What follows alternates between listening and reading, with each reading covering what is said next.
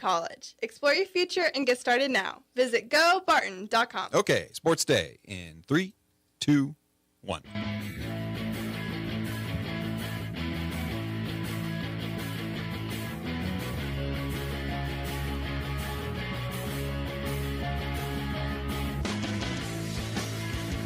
Snap by Ferguson, hold by Martin, kick by Bass is up, and it is good.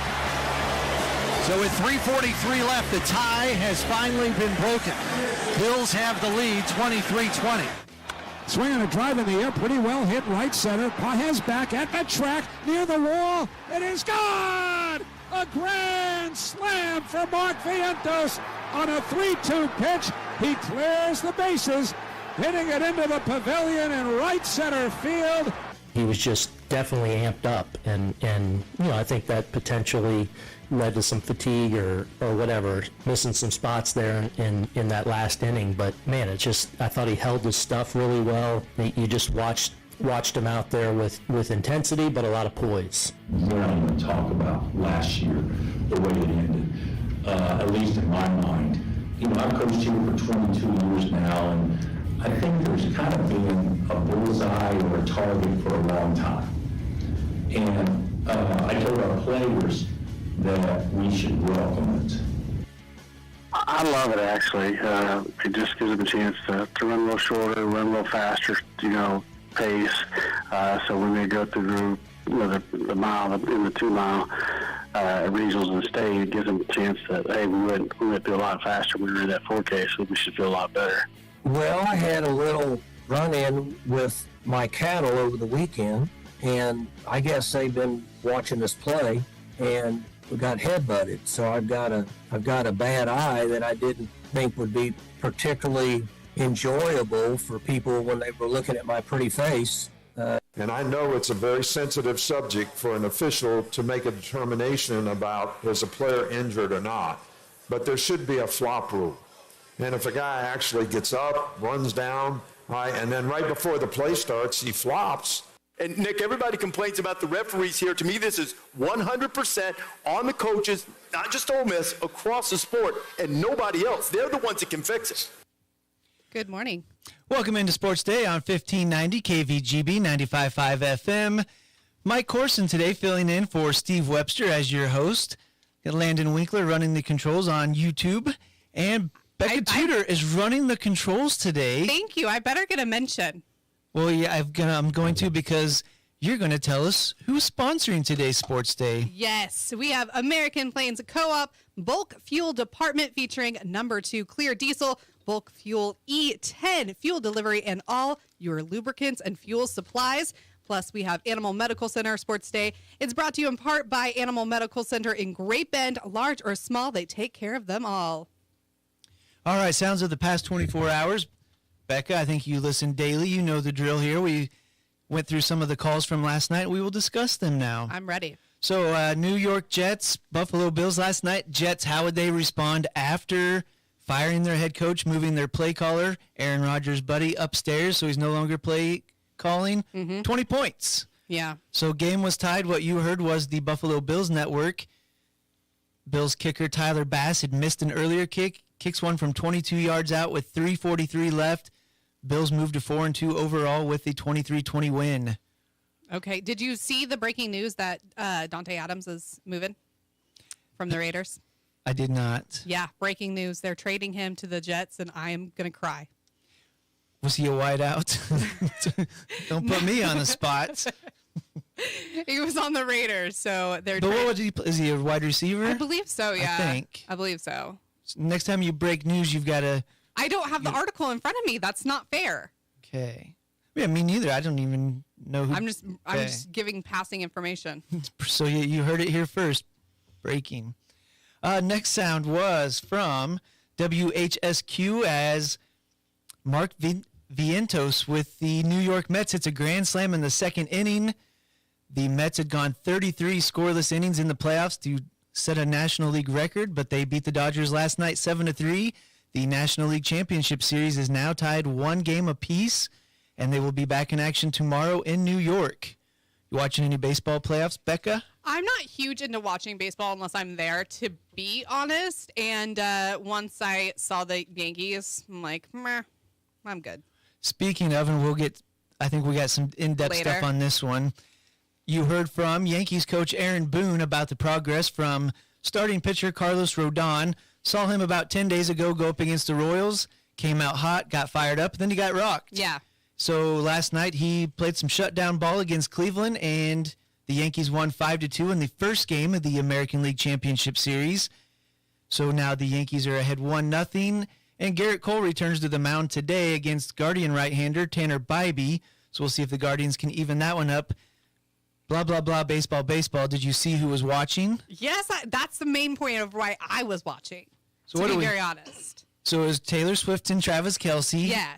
At one point in time, she started cheering for the Yankees, and Travis was like, take it back a little bit. Wrong team. Because he's an AL Central guy because of Kansas City? Yeah, I think so.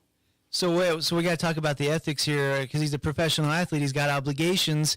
Chiefs had an off week, but they do have a big game against arguably their toughest opponent, San Francisco, Sunday afternoon. Uh-huh. Does But it he was a have bye time week. to He was prepare? off. He was off. It's a bye week. He'll be back today Halfway at across practice. the country. He's going to have jet lag. He'll be just fine. He's a professional athlete. He travels the world all the time. It's not Milan like last season. So, see? It's a better headspace this time. You're hearing rumors. He's got the girlfriend. She's a billionaire. His brother's going to be a Beyonce. billionaire. Yeah. Because he's the greatest podcaster ever besides Joe Rogan. I would agree with that. And Travis is a big part of that. He's all the commercials. They've got their cereal. I think all of their stuff. all of their advertisements now. Buffalo Wild Wings. Boy, I hope they're great gift givers for Christmas. Well, actually, Jason Kelsey was doing a Hatchimals promotion, and I'm sure his girls are going to be pretty excited to have the Hatchimals for Christmas. And it seems like he's the guy that would go around. Was he giving beers away? Yep. So at least I think Jason is a good gift giver. Maybe Taylor will rub off on Travis and he'll be a gift giver. Jason has mentioned that he is a terrible gift giver, and Travis is actually the better of the two with gifts. Interesting. But I will say that I think with all of the promotions that Jason's doing, he's going to get better. How about this? He's already given us the gift of awesome commercials. I would agree with that. Thank I'm you, good Jason. for it. Next, you heard from Kansas basketball coach Bill Self. For the second straight year, the Kansas Jayhawks will enter the 2024-25 season as the number one team in the AP polls. You might remember last year, it didn't exactly pay off. They got thumped, absolutely thumped, 89-68 by Gonzaga in the second round of the NCAA tournament. So you can talk about, they win all the Big 12 titles. They come into the season ranked number one. Nothing really matters unless it's that championship banner. So that's what his comment was by now they've got a target on their backs. He's telling these guys, embrace it. I mean, I think that's kind of the whole point of it. As long as you are as long as you're bringing home the championship, does the rest matter? For KU, it does not. Some of these schools, it's a big deal just to make the tournament. A lot of them have to win their league tournament just to get into the NCAA, so it's a big deal just to get that far. But yeah, for your Blue Bloods, the league trophies don't really matter. Exactly. So yeah, KU 31st place votes in the AP panel. Alabama, shocking. Second place, they have they got All-American guard Mark Sears and Jaron Stevenson. And UConn, back-to-back national championships, only got 14 first-place votes. So they are trying to be the first team since John Wooden's teams at UCLA to win 3 straight titles. They only got 11 first-place votes. Oh, okay. I don't know much about them. KU opens the season against Howard on November 4th. I did know that. $100 if you can tell me where Howard is. Not the Duck. Okay, then pass on that one. Iowa. Oh. I couldn't tell you. I don't think that's correct, though. Landon's like, I'll give it a shot. Fake news. Next, you heard from Panther cross-country coach Lyles Lashley. The Lady Panthers are ranked number 5 in Class 5A. Took the day off last Thursday. The boys finished 3rd at Sterling. Got to go up against some smaller schools, but they were very good schools. A couple number 2 ranked in 2A and 4A from Hutch Trinity and Bueller in there. But now both squads will go to Hayes on Thursday for the Western Athletic Conference Championships. Old school rules, the girls only run a 4K instead of the 5K. What? They kept the rules in, so you have a state caliber team. Now they've got a week off. They're going to run a short race ahead of the regional races on October 26th at Lake Barton. I mean, that like proves that they should do very well, though, right? That's what he was saying, is that he likes it. It's a little bit of different racing. They get some time off. A little bit of an upper hand. Remind me, how far is 5K? 3.2, right? 3.1. Something like 3 point something. So, yeah, October 26th, after the WAC, Great Bend will host Class 5A regional action at Lake Barton, and they'll also host the Class 1A regional out there with some area schools running in that one as well. Next, you heard from Oklahoma State football coach Mike Gundy. Yeah. Incident with a cow. So it's the Oklahoma State Cowboys. Yeah. This guy must be a real cowboy. The cows must have been watching us. We had an incident. Landon, you're our electronic insider. Did you see the Zoom video where his eye was bloodshot? Oh. I did not. Yeah, so he held his press conference normally in person, but he held it via Zoom. Oh, gosh. So the press corps wouldn't have to look at his eyeball. But they did miss his pretty face. Just put a hat on. You'll be all right. Fine. We can talk a little bit about this one. You heard from Nick Saban, former Alabama coach, Hall of Famer, and Reese Davis, both on ESPN's College Game Day this weekend. We've seen it in soccer for years. Yeah. The NBA does it. Now maybe college football flopping. Yeah. We were talking about this earlier, and I have to say, at some point in time, it's going to fall back on someone. It's not going to end good.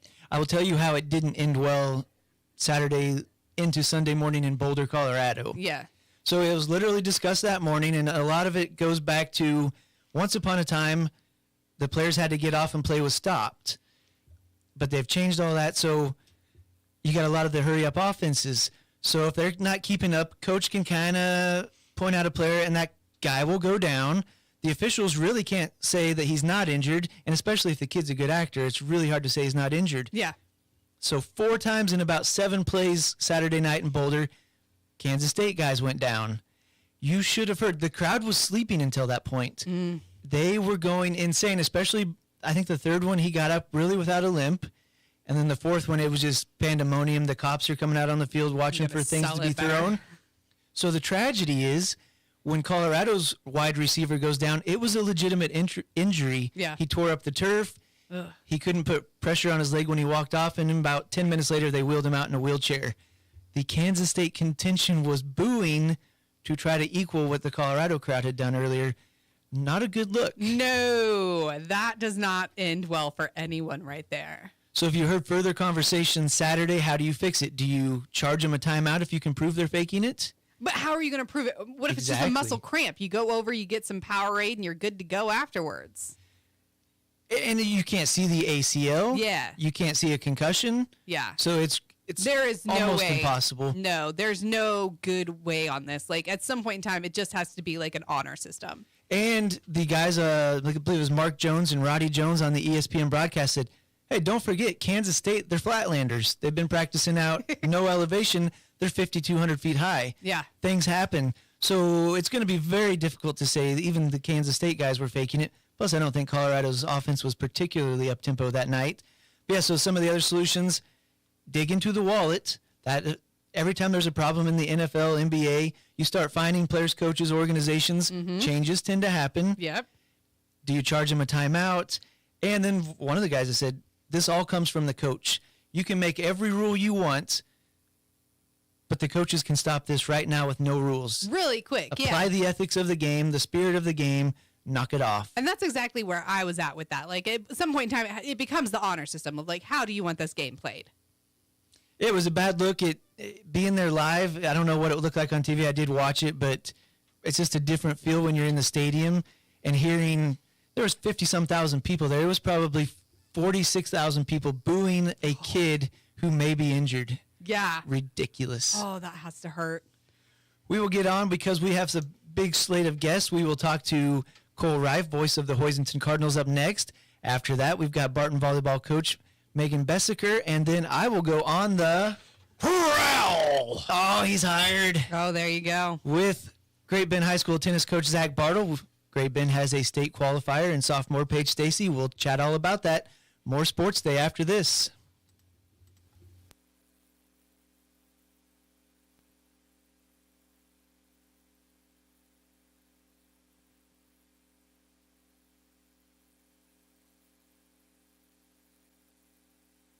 Oil changes and general maintenance for all makes and models of cars and small trucks. Open 8 to 5 Monday through Thursday, 8 to 4 Fridays. Eller Automotive Repair at 915 Morton, right behind Great Bend Appliance, Furniture, and Sleep Source, 10th and Morton. As a farmer, I have thousands of more mouths to feed than the average person. What fuels me to get the job done? The smell of the soil and the hum of the combine. What fuels my equipment? Cenex Ruby Fieldmaster, a premium diesel fuel for the most challenging conditions. Better than any formula yet, delivering maximum uptime every time.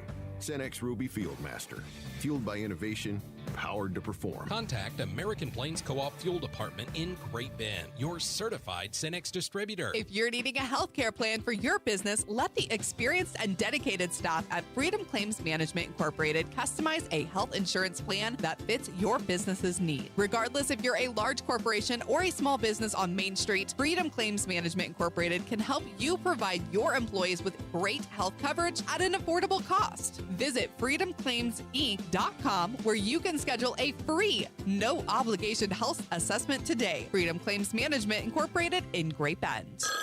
C&E Doors, this is Eddie. I need some work done. Are you in a haunted house? No, it's my garage door. I think I might need a new one. We can take a look. We can do repairs and replacement. We'll see what's right for you. What a relief. I thought I was going to get stuck in here. Call the guys in orange at C&E Doors to fix your haunted house. C&E Doors, Great Bend. Follow the orange signs just south of 10th and Harrison.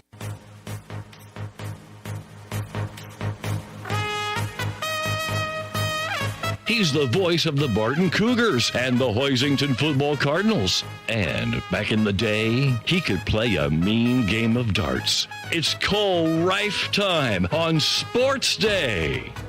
Welcome back to Sports Day, 1590 KVGB 95.5 FM.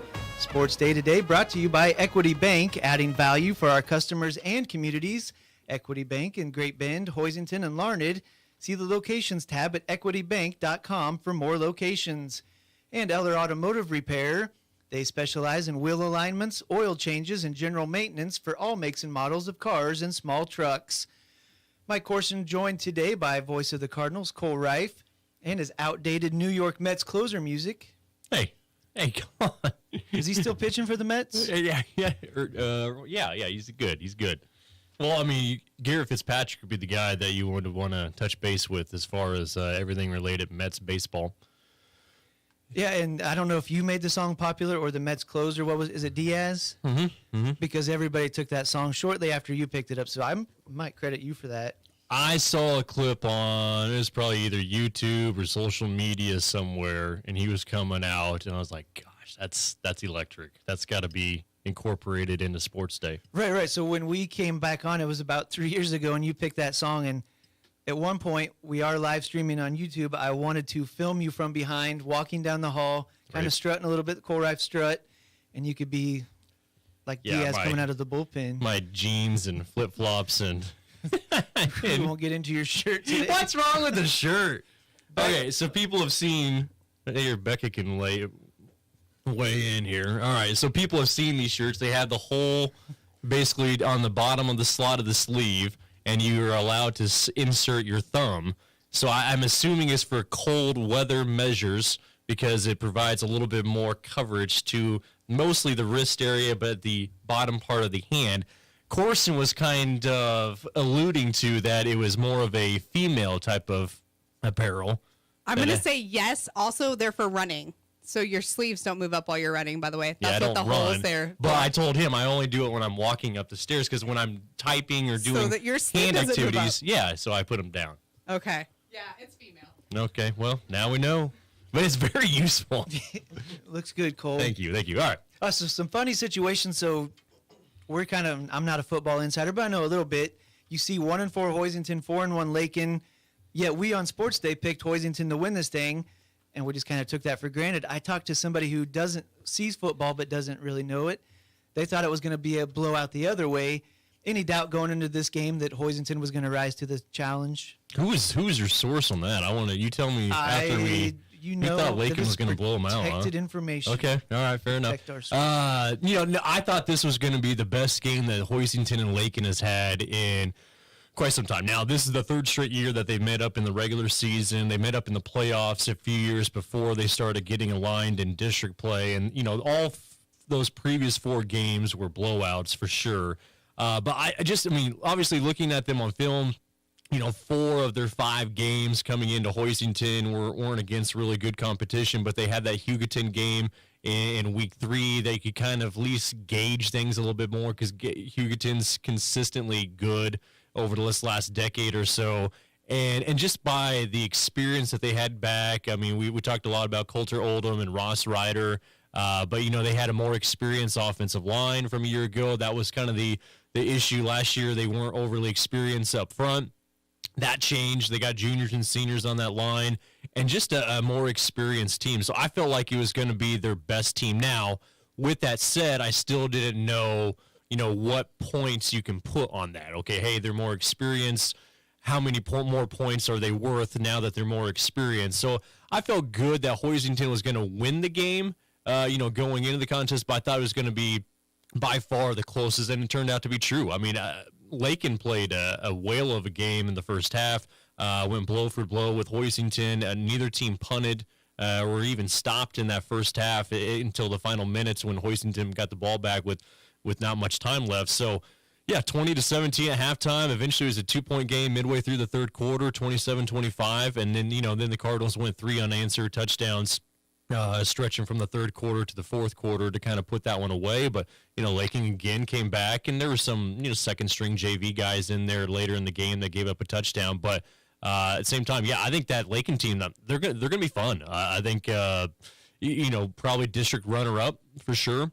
And, at that point, you're going to get a pretty good second-round matchup. I don't think that's a team you really want to face in the second round. Coulter Oldham, and Ross Ryder, if people maybe don't follow track and field, Coulter, I'm not necessarily going to put him in the category of one of the best shot putter and disc throwers in the nation, but definitely top 3 in the state. Yep. Is he a running back? Yep.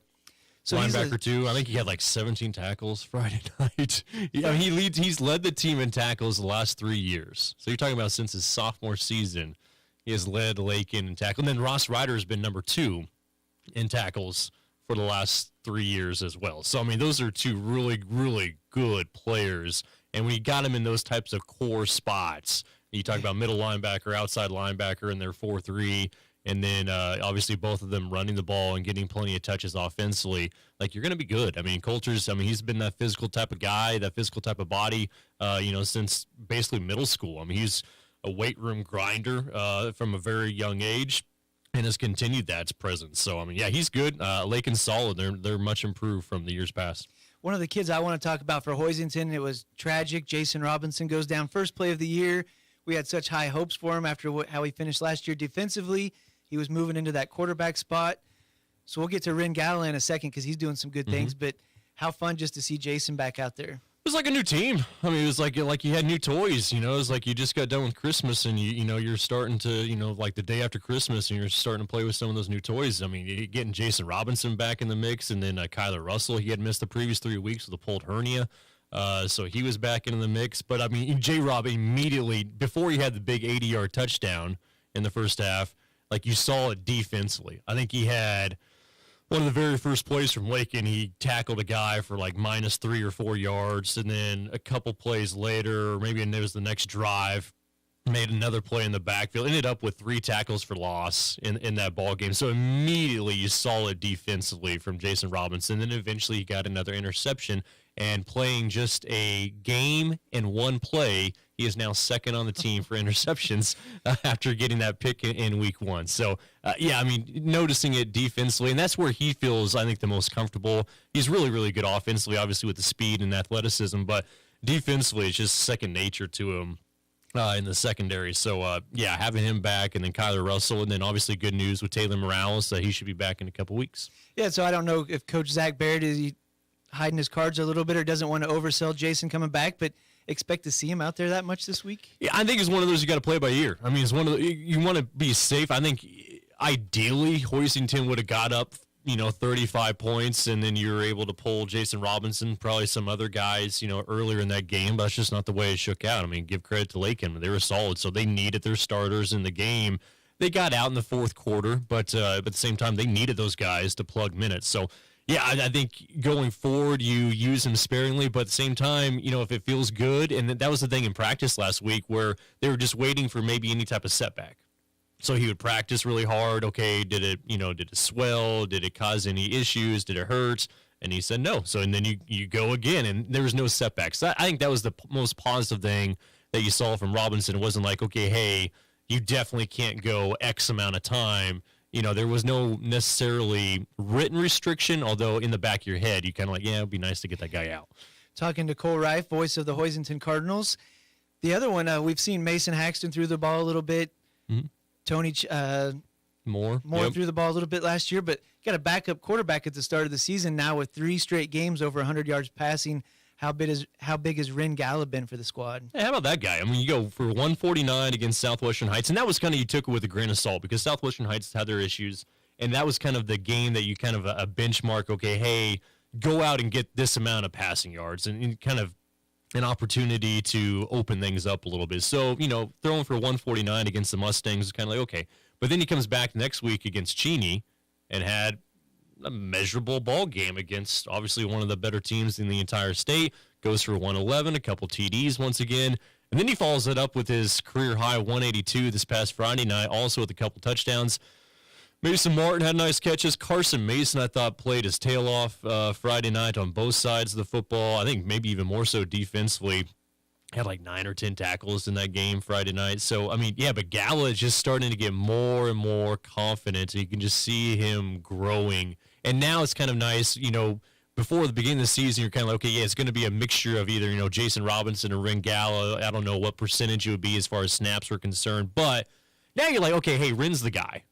Like, J-Rob's going to get some snaps. He's going to have, some special, I don't know if you want to call it wildcat snaps, where it's going to be most likely, design runs and whatnot. But, like, now it's okay, hey, Galla's our guy. J-Rob comes in there from time to time, getting snaps. But now he gets to play a more comfortable position offensively. But also, you talk about the return of Robinson and, Kyler Russell, and then hopefully, Taylor Morales in a couple weeks. That is also allowing a guy like Galla to not have to play as much defensively. And typically that's what we've seen.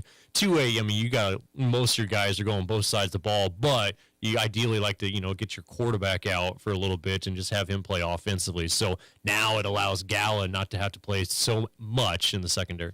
Talking to Cole Reif, voice of the Hoisington Cardinals. Now you're in that kind of funny situation where you got a Hoisington team that's 2-4, but throw out the 4 losses because they're 2-0 in district play. Mm-hmm. How big was that win here for the postseason coming up? Yeah, I mean, I guess it was publicized with all the coaches, rightfully so, at the beginning of the season, but they switched that format, and I didn't know about it until a couple weeks ago, and I stumbled upon it in Acacia, and so the thing that we have been pleading for years and years and years is to allow the smaller classifications to have something similar to, the bigger classifications like Great Bend. As far as seeding is concerned for the playoffs, they go 1 through 16 on the East, 1 through 16 on the West. Whatever classification, home seed, or the higher seed always gets to host a home game. And, that hadn't been true for, the smaller classifications. For a long time, you had the East versus West formula. If you're further east in this even year, then you get to host. Or if you're a district runner-up or district champion, you get to host the first 2 rounds. So they've slowly, like, tweaked the system for the smaller classifications. They still have more than the needed 32 teams. So they have to have their district play to kind of dwindle some of those teams that aren't going to make the playoffs to get it down to 32. But now, if you're a district champion, you're guaranteed one of the top 4 seeds. If you're a district runner-up, you'll be seeds 5 through 8, and then so on through the 3 seed and the 4 seed if you're finished 3rd in your district or 4th in your district. But the higher district team or the higher seeded team will always host a game. Unfortunately, they make these great changes when Hoisington starts out 1-4. So they can win the district championship, but most likely they won't be any higher than like a 4 seed because Southeast Saline is undefeated, Norton's undefeated. Probably Garden Plain will win that other district. I think they have 2 losses. So Hoisington probably locked into a 4 seed if they take care of business against Larned and Cimarron. So they would probably be on the road if they were able to make a run in that 3rd round and the 4th round, most likely. So. But yeah, big step for smaller classifications. Just happened on a 1-4 start. Cole Reif, voice of the Cardinals. Thanks for joining us. Good stuff on J-Rob's comeback and all the stats you have there. So this week in Larned, good luck to both of our area teams. But mostly Hoisington, right? Let's be real. Until we get the other guys. Until in Wags here. comes on the show, yeah. More Sports Day after this. From the Mayo Money Management Studios, 1590 KVGB, Great Bend, and 95.5 FM K238CK, Hoisington. Hey y'all, it's Dr. Ty here at Animal Medical, and in the next couple months, we are going to pivot and talk about behavior and training. From our standpoint, we see it affect so many folks out there in the relationship with their animal and even the relationship with us as their caretaker is all affected by how those animals get started from a training process. We focus on some basics. If you have any questions, call. Large or small, we take care of them all. Discover textbook freedom with Barton Community College's new low-cost degree pathway. With Pathway certified online courses, you get the Barton guaranteed option that your textbooks and course materials will cost $50 or less per class. Whether you want to earn your associate degree or transfer credits to a four-year university, Barton offers flexible online courses and personalized support. Achieving your goals is now easier and more affordable. Learn more at textbookfreedom.bartonccc.edu. Community bankers should actually know your community. Hi, I'm Sean Powelson, president of Your Local Equity Bank. As someone who lives here, I know many of you, and I know what's important to you. I've been in the industry a long time, and I've helped many navigate through financial challenges and lead them to financial opportunities. I believe that people bank with people, so I'd like to invite you to stop by one of our region's 5 locations and meet our friendly, helpful staff. Let us show you our commitment to serving you and our communities. Because at Equity Bank, we're right here beside you. Member FDIC.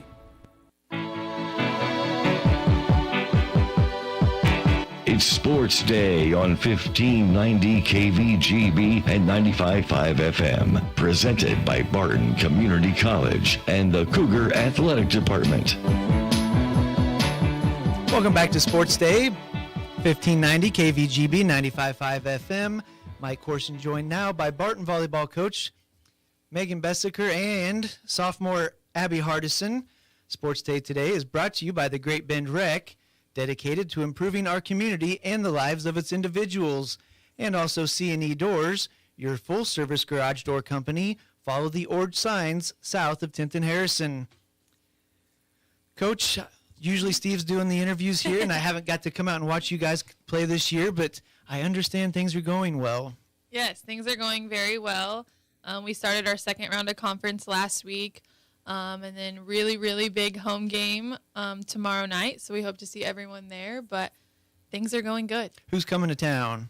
Colby. So we're ranked 5th in the country, and Colby's 8th in the country. We have one game ahead of them during the conference standings. So tomorrow's a really big game for not only conference, but hosting the region tournament, national rankings. It's going to be a fun one. And this is your second year at Barton? Yes. So I seem to recall we started having you on last year.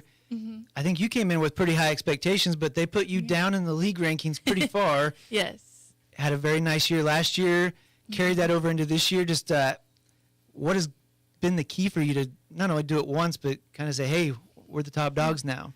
So last year we've talked about all season. We had a lot of freshmen, and so we have a lot of returners this year that have that experience, and we had multiple goals this year. Obviously, winning the conference was one, but then going a little bit further than we did last year. So having that experience has been nice. Having the kids that know they're used to winning, they know what it takes to win, that's also been a huge part of it. Abby, well, I'm going to get back to Coach on this one real quick. So we talked about it on Sports Day with Steve the other day. Mm-hmm. Hey, the Barton men's basketball team won a national championship. They lose a game early in the year. You have no idea when they lose that game is going to be their only one. Yeah. So you guys have played a pretty tough schedule, one loss, yes. But now this far in the season, do we consider that a good loss to take some pressure off, or is a loss a loss? It's, ideally you don't want to lose, but I do think when we did lose that game, it kind of took some of the pressure of, being undefeated off. We played a little bit more loosely after that game. We knew going into that tournament when we did lose to Odessa that we were going to play a lot of top 10 teams there, a lot of ranked teams there. 3 of our 4 opponents were ranked, and so you don't want to lose, but getting out of that tournament going 3-1 was still kind of a win at the end. And how about, they can throw the number before Barton anytime, but it doesn't necessarily mean anything. But it starts to mean something when you start beating the other teams with numbers. Yes. What does that do for a club to get those marquee wins?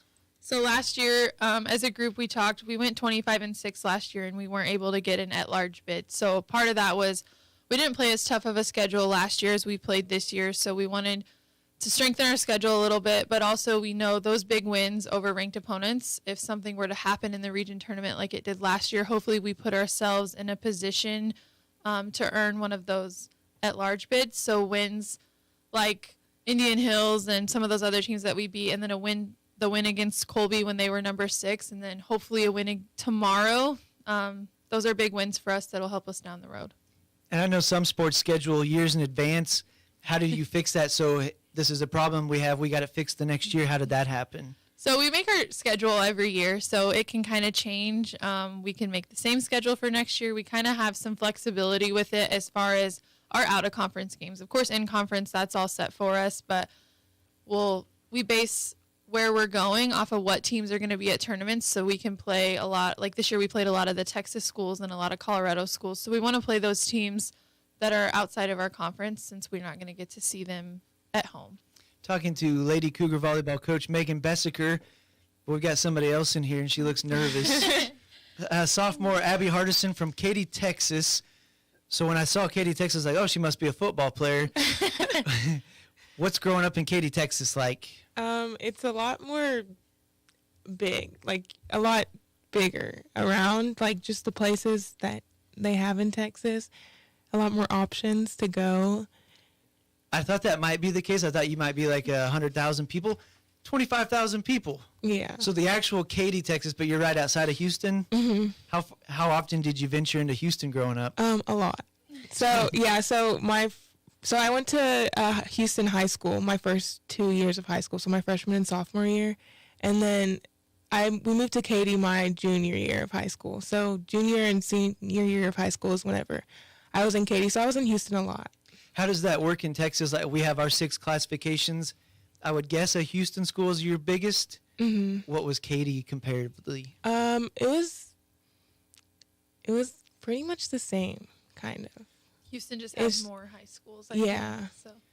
And how did you find out? Megan, we've had kids from all over the world come in this year, so it's always interesting to see how you ended up in Barton County. So you had to go back a year because you're a sophomore, but how did you find Barton County, or how'd they find you? Megan actually contacted me because I was a little bit late into the recruiting process. So I committed to Barton really late. So, I saw her playing Kansas City, so that's kind of where it all started. She played club for a team out of the Houston area, and then I saw her play at a tournament in Kansas City, and that's when we started talking. Get an injury, how does that, you only got 2 years in junior college, how does an injury impact really what you're doing out here? A lot, especially being away from home and having an injury and not being by my family during the injury process. So Abby's had an interesting time at Barton. She's been injured a lot. So Abby is traditionally more of an outside hitter, and last year, me coming in late, we really struggled in the middle area, and Abby had the athleticism that we needed to be able to fill in for us there. She got hurt. She had a season-ending injury last year, and so this year she worked really hard. She came back, and unfortunately she's hurt again now, but hopefully we can get her back before the end of season. So you've got to come on quite a nice ride. What's it mean as a player? Obviously you got recruited, so you were good in high school, but now you're playing for a premier junior college. What's the transition been like as an athlete?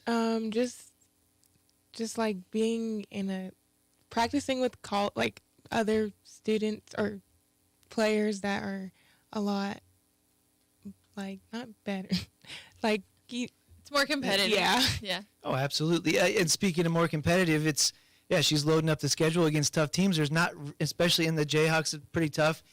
What's it like in the locker room when you know, man, we're playing ranked teams mostly every week? I think with the people, with the athletes who came back from last year, we didn't have a lot. We had how many? We have how many freshmen this year? Yeah, 4. Sophomores. Sophomores last year? Yeah. 5. Mm-hmm. So just them coming back and in the locker room, them picking up or hyping up the freshmen is like, I think that helped a lot. Talking to Lady Cougar volleyball coach Megan Bessaker and sophomore Abby Hardison from Katy, Texas. Any plans after junior college to continue playing? I don't think so. Not for me. Don't ever be ashamed of that. It's a job. Yeah. I forgot to ask you because it's always interesting, especially when you come from either a foreign country or kind of a population hub. Mm-hmm. What do you think when you come out to kind of the rural section of the country? It's a lot different. It's not what I'm used to. So, yeah. What was your first impression when? So Abby's story is interesting. She actually never came on an official visit. She never visited before she came. She was late in the recruiting process, and we were really needing to find that last person, and she wasn't able to get out here. So we FaceTimed her visit. I just walked around campus with the phone, and she talked to a couple teammates at the time, and so she committed before she ever stepped foot on campus. The first time she stepped foot on campus was when she came to start practice in school. So what was your first impression of Barton? It was not what I expected. All right, what'd you expect? I guess I expected it to be like a really small town and just like everything, like nothing to be around, but like I didn't expect like the college road to be like nothing on the way here, like kind of outside of yeah, town. and I was expecting to see more places and like things to do, but I didn't. Which is an interesting question. Do you live in the dorms or have you moved into? I live in the dorms. So you're really kind of isolated. So Yeah. Interesting. So you mentioned the last half of your season here. Mm-hmm. How do you keep this ball rolling into the important games? We're fortunate that we have 6 games left, and 4 of those are at home, so that's really exciting. We've been on the road a lot. But I think this group's very motivated. We know that we have end goals, and so it doesn't take a lot to stay focused and stay motivated. We just have some key matchups within the next week that will determine a lot of things for season, and we're lucky to have a good group who understands those things, and we're still working hard. Things are going well, but there's still things we need to fix that we're working on in practice too. So we say number 5 Barton and number 8 Colby tomorrow night. Yes. What time? 6:30. Out at the Barton Gym. Yep. Get out there and support the Lady Cougars. Coach Bessaker and Abby, thanks for joining us. Good luck. Thank you. More Sports Day after this. It's all here at Great Bend Rec. Sports, leisure, fitness and wellness, even senior and adaptive needs. It's all here at Great Bend Rec. Pick up a program guide or stop by the rec office at 1214 Stone in Great Bend. Or check out the website, greatbendrec.com. Live, play, explore at the rec. It's all here at Great Bend Rec. Live, play, explore at the rec.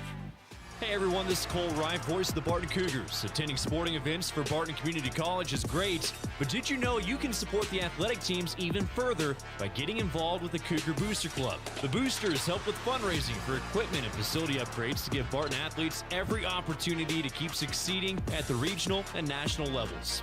Join the Cougar Booster Club as an individual or business. Call 620-792-9377. Become a booster today. Go Cougars. Marmy Auto Group makes it happen. Central and Western Kansas. Check out our selection of new and pre-owned inventory. Marmy's friendly staff offers top quality service that you've gotten to know over the years. When your existing vehicle needs parts or service, our experienced team will get you back in the game this season. Marmy Chevrolet, GMC, Ford and Chrysler, Dodge, Jeep Ram, parts, service, and body shop. Visit Marmy Auto Group on 10th Street or marmys.net. Marmys make it happen. Sports Day presents On the Prowl with Mike Corson, an inside look at all the sports taking place at Great Bend High School.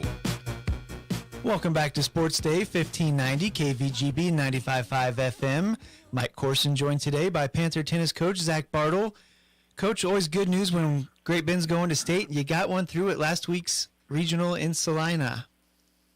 Yeah, it's great. Had a little stretch there when I started coaching that I didn't have any, and then 2 in the last 2 years. It's really great. And I always kind of like to talk to the tennis coaches about the battles that take place before the actual action happens. So seeding stuff was before the actual action on the courts. How did that go for you? Feel like things went well?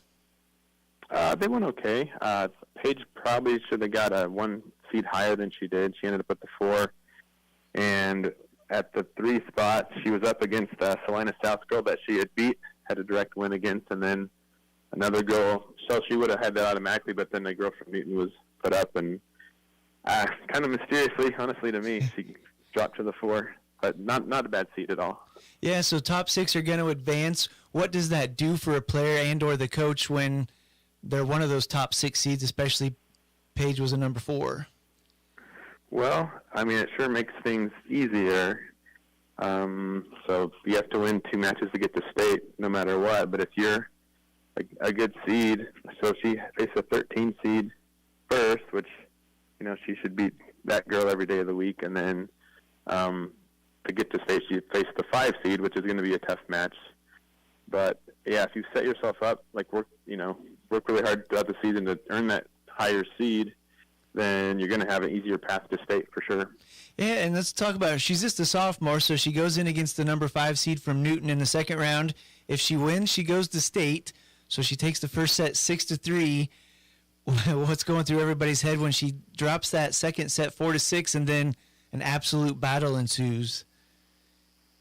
Well, yeah, Paige is a little up and down sometimes. When she's playing well, she's really playing well, and when she struggles, she gets down on herself sometimes pretty easily. So she was kind of in that place, middle end of that second set. So for that third set, which was a super tiebreaker, I just felt like anything could happen. I was hoping she'd pull through, and she did.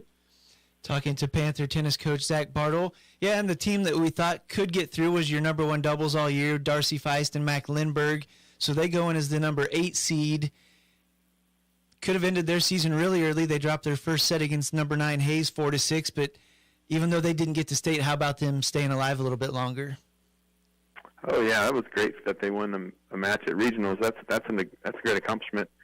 It was a little funny that we paired up with Hayes first round because we'd seen them 3 times already and beat them 2 out of 3 times. And I guess I hadn't remembered, but the time we lost to him was like the last match of a long day at, I forget where, maybe Garden. So that wasn't, us at our best. So we were kind of happy to see. I was happy to see them. The girls were a little unsure, but it's really nice to see a opponent you're familiar with first round as opposed to someone you have no idea, how they play or who they are, how good they are. Yeah, it's shocking. Go ahead. Oh, I'm sorry. I was going to say, I knew they'd have a really tough or impossible second round, and they did face the number 1 seed, and then they had, they were up in both sets against Newton, so they had a chance, and they played really well and didn't quite pull it out. Yeah, I was going to say, they go in as an 8 seed, which doesn't sound that bad considering the top 6 go to state, but your round 2 matches the number 1 seed, and those girls from Central just kind of had their way with the whole field, including Darcy and Mac. And then how about your other 2? So you had Clarice Snap playing singles and Mackenzie LaViolette and Beth Hammocky at doubles. Really tough seeding, and kind of expected that they went up against some tough seeds. Yeah, they had a tough matchups. I guess part of the reason for that was, well, number 1, we seeded all the way out to 16, which sometimes we do, sometimes we don't. I don't love it when we do that, but often you'll seed like the top 10 or 12 and then draw the rest, so then you could get a lucky draw or unlucky draw. There's the bottom 4 or 6. And, gosh, none of those girls had any wins that could put us above anybody there, unfortunately. We had lost to Hayes, which they were kind of toward the bottom with us, so I felt bad, but I couldn't really do anything more for them, unfortunately, in the seeding meeting. Well, so you have a sophomore going to state, and 3 seniors will graduate, but just overall thoughts on the season and what your seniors did and what you have coming back? Yeah, I thought it was a very successful season. Not all of us, but we kind of peaked at WAC, which is always kind of the goal. We had a good showing at WAC, tied for second. Yeah, we lose some good girls that have been with our program for 3 or 4 years. That'll be tough to replace them, and sad to see them moving on. But yeah, we'll see what we have. We have some girls that have had some success at JV this year, and hopefully they can come out this summer and work really hard and improve some of their skills and be ready to step up on varsity next year. And I forget how state goes as regional finishers. Are they auto-seeded? So Paige would go in as a 4 seed, as a 4th place regional finisher, or do they still get to seed those? The seeding process was changed, I believe last year was the first year, but they seed the top 12. And so just like that'd be the top 3 regional finishers? So on the top 6 seeds could all come from the same region. So all the number 1s go up for the number 1 seed, and then whoever gets picked, then the number 2 seed from that, the 2 finisher comes up from that regional, and that they could go second. And so Page won't come up for a top 12 seed unless our number 3 seed gets a top 12 seed, which seems very unlikely. So after the top 12, they're just kind of slotted as they finished in regionals. So, well, she goes in as a sophomore. What are expectations, and how big will this be for her? It's kind of hard to read Paige sometimes, but I think she's excited. At Saturday, it seemed like she had kind of mixed feelings because she was kind of frustrated with how she played part of the day. But I think it's kind of sinking in that this was quite an accomplishment that she's made. Yeah, we talked to her yesterday and said, 2 people have made it to state in the last 10 years or so, and last year Kaylin didn't win a match, so if she wins a match, that would be awesome. And I think that's maybe kind of her goal, to win a match, and either her first or second match, and then see what happens from there. Yep. No expectations. Go in and do your thing. Sophomore Paige Stacy, congratulations to you, and congrats to you, Coach Zach Bartle, on getting someone to state, and good luck this weekend in Andover. All right, thanks. More Sports Day after this. Discover affordable education with Barton Online. Whether you're looking to pick up a class or earn your associate degree, we've got you covered for less than half the cost of a university. We are always enrolling, with 5 sessions available this fall, including 16, 8, and 4-week sessions. Get started when it fits your schedule. Tackle your gen eds or the first 2 years of college with a low-cost pathway, and save time and money with Barton Online. Visit online.bartonccc.edu and enroll today. Community bankers should actually know your community. Hi, I'm Sean Powson, president of your local Equity Bank. As someone who lives here, I know many of you, and I know what's important to you. I've been in the industry a long time, and I've helped many navigate through financial challenges and lead them to financial opportunities. I believe that people bank with people, so I'd like to invite you to stop by one of our region's 5 locations and meet our friendly, helpful staff. Let us show you our commitment to serving you and our communities. Because at Equity Bank, we're right here beside you. Member FDIC. C&E Doors, this is Eddie. I need some work done. Are you in a haunted house? No, it's my garage door. I think I might need a new one. We can take a look. We can do repairs and replacement. We'll see what's right for you. What a relief. I thought I was going to get stuck in here. Call the guys in orange at C&E Doors to fix your haunted house. C&D Doors, Great Bend. Follow the orange signs just south of 10th and Harrison. For the past 13 years, Sports Day has been the show devoted to local sports and local athletes. And it's all brought to you by Barton Community College and the Cougar Athletic Department. What is that music, Becca? I didn't choose it. I did technically choose it, but I didn't choose it.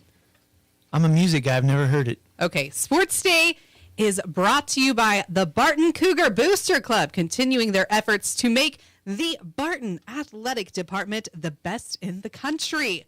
Sports Day is also brought to you in part by Marmy Auto Group on 10th Street in Great Bend.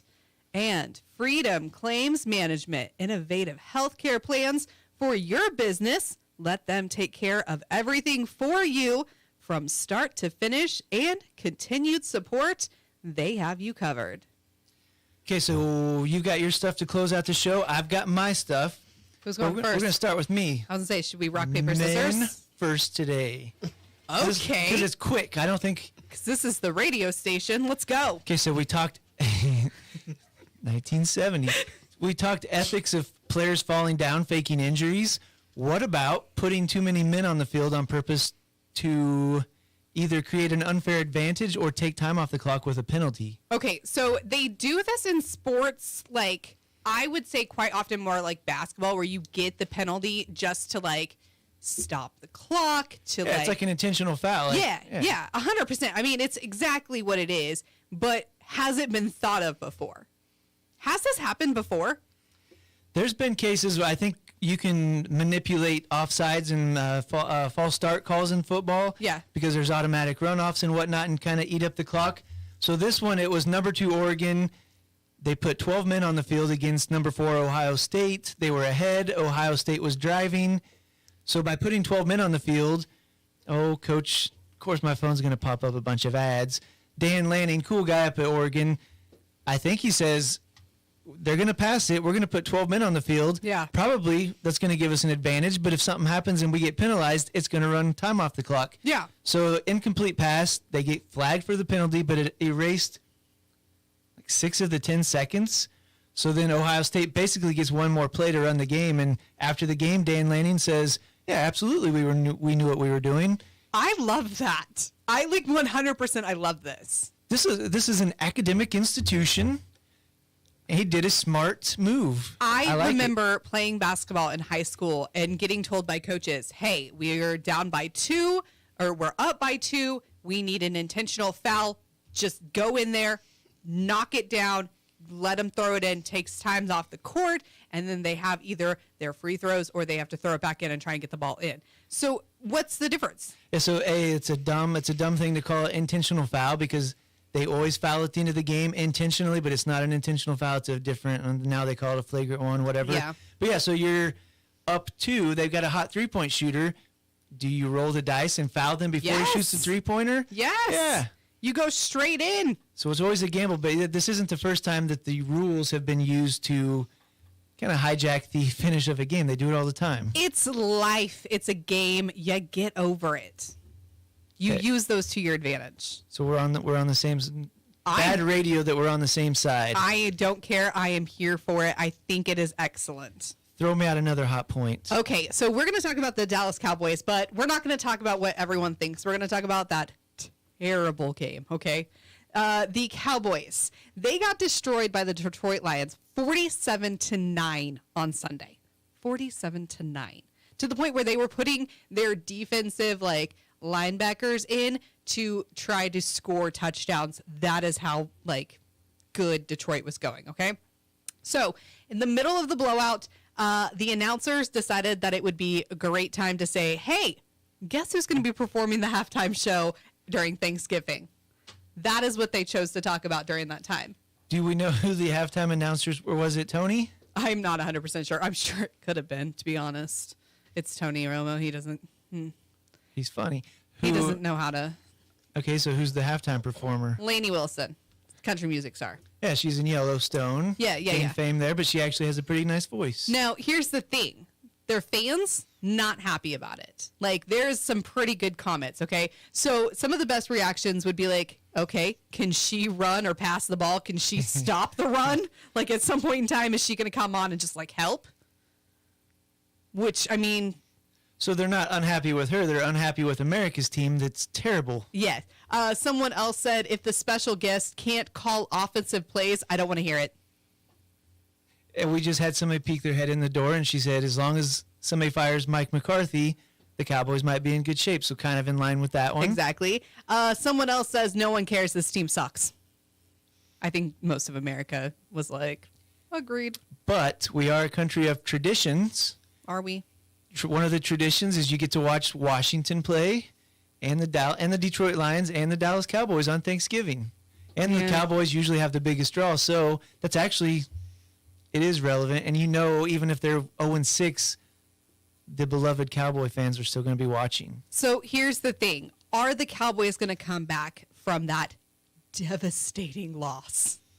Devastating loss. That's pretty bad. 47-9. I understand Detroit Lions. They were what, 3rd, 4th last year. They were up into about to be in the Super Bowl against the Niners. Whatever that last. Yeah, remember Landon when they played in the consolation game and got 3rd place? The consolation game. So you're a newbie. So did you know that was coming? I will say, Lady Panther volleyball, number 9 in Class 5A. They head north tonight to take on Smith Center in Phillipsburg. They've already knocked off both of those teams. With a win, they would get to 29 on the season. Of course, they set that school record at 31 last year. Check out Great Bend Post here in a little bit. Going to be a feature about the Ellsworth High School girls tennis team. doing some crazy things up there. All 6 girls headed to state. And we've got various girls playing at the Class 321A State Tennis Tournament in Wichita this weekend from St. John, Central Plains, Ellenwood, Hoisington, and then sophomore Paige Stacy from Great Bend will be headed to the Class 5A tournament in Andover. So good luck to all of our state tennis qualifiers. Good luck, and we have no idea who's going to be on Sports Day tomorrow, right? Probably at least 2 or 3 of us that are in this room today. Maybe Okay. all of us. Okay. Agriculture Today on 1590 KVGB and